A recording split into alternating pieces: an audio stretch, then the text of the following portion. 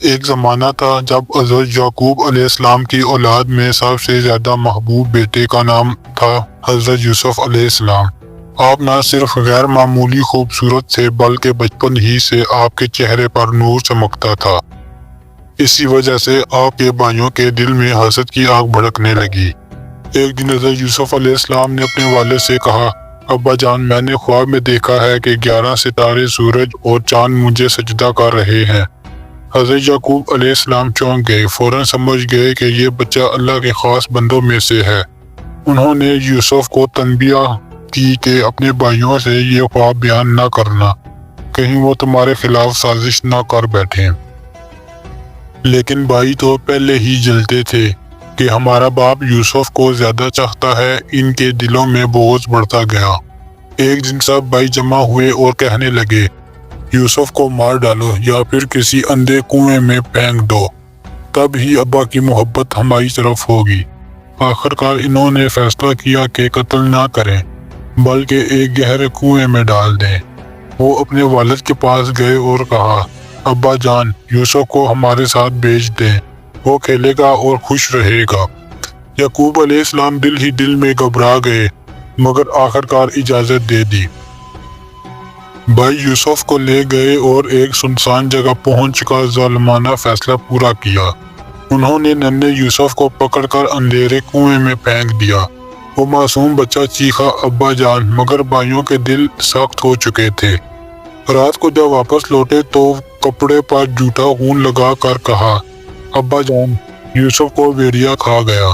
یعقوب علیہ السلام نے کپڑے پر نظر ڈالی اور فرمایا، یہ کیسا بھیڑیا ہے جو خون تو پی گیا مگر کپڑے کو پھاڑا نہیں۔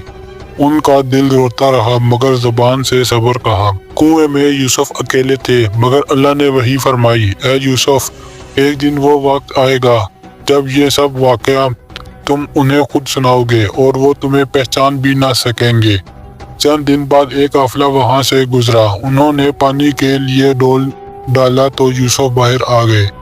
قافلے والے حیران ہوئے کہ یہ کیسا حسین بچہ ہے، لیکن انہوں نے لالچ میں آ کر یوسف کو مصر میں غلام بنا کر بیچ دیا۔ یوسف کو عزیز مصر نے خریدا اور اپنی بیوی زلیخا سے کہا، اسے عزت کے ساتھ رکھو، شاید یہ ہمارے لیے فائدہ مند ہو یا ہم اس سے بیٹا بنا لیں۔ یوسف جوان ہوئے تو ان کی خوبصورتی و پاکیزگی پورے مصر میں چرچا بن گئی۔ اب آزمائش کا وقت آیا۔ زلیخا یوسف پر فریفتہ ہو گئی۔ ایک دن دروازہ بند کر کے کہا، آؤ یوسف، میں تمہارے لیے تیار ہوں۔ یوسف گھبرا گئے مگر فوراً کہا، میں اللہ کی پناہ مانگتا ہوں، وہ دیکھ رہا ہے۔ یوسف دروازے کی طرف دوڑے، زلیخا نے پیچھے سے ان کا کرتا پھاڑ دیا۔ اچانک دروازہ کھلا اور عزیز مصر سامنے آ گیا۔ زلیخا نے الزام لگایا، یہ یوسف مجھے بہکانا چاہتا تھا۔ لیکن یوسف نے کہا، نہیں، یہ خود مجھے پھسلانا چاہتی تھی۔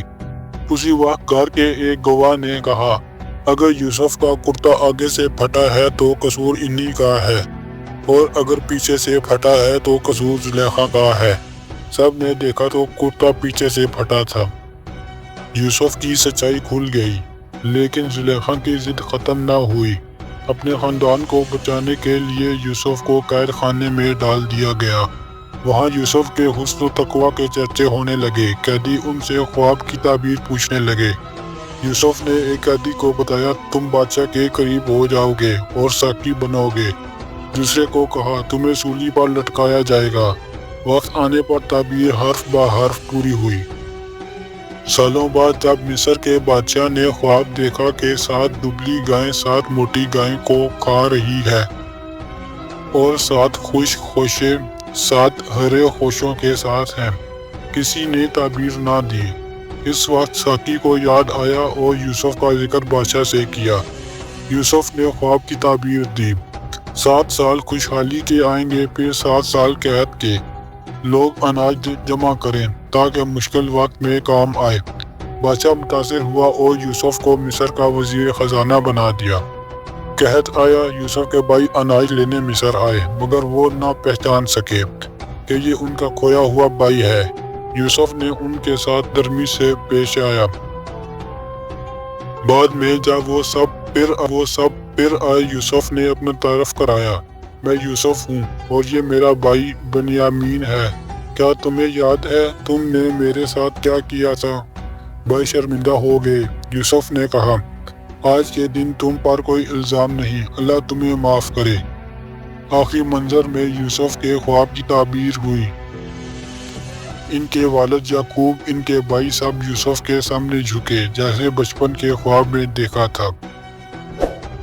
یہ واقعہ قرآن پاک کی سورہ یوسف میں بیان ہوا ہے اور اسے احسن القصص یعنی سب سے بہترین قصہ کہا گیا ہے۔